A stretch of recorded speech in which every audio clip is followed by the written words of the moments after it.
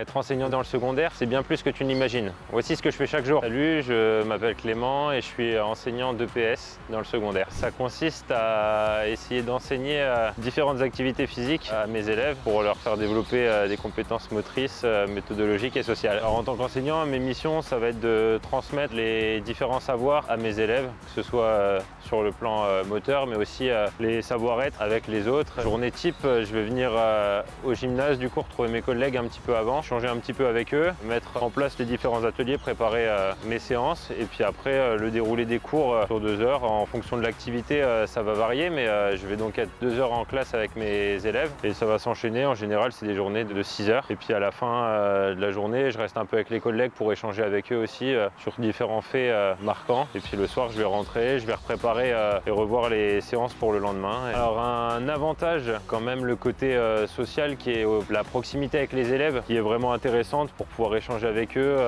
On a quand même une relation privilégiée pour leur transmettre le plus de contenu possible. Après, un inconvénient, ça va être le même côté, ça veut dire qu'on voit peu les élèves dans la semaine finalement, on les voit 2 heures par classe, ce qui fait peu pour les transformer réellement. En sortant de concours, il y a une année de titularisation pour valider le concours qui vient d'être passé. Donc de mémoire, ça doit être 1 800 € net. Au bout d'un certain nombre d'anciennetés, il y a des échelons à gravir. Il y a une qualification en plus, c'est l'agrégation. Donc avec l'agrégation et en étant hors classe, ça peut aller de 1 800 en fin de carrière à 3 600, je pense. Le mot, ce serait d'être passionné quand même par ce qu'on fait, d'être patient, le contact humain en tout cas. Parce que être passionné de sport, ça suffit pas, il faut vraiment être proche des élèves et avoir des facilités là-dessus.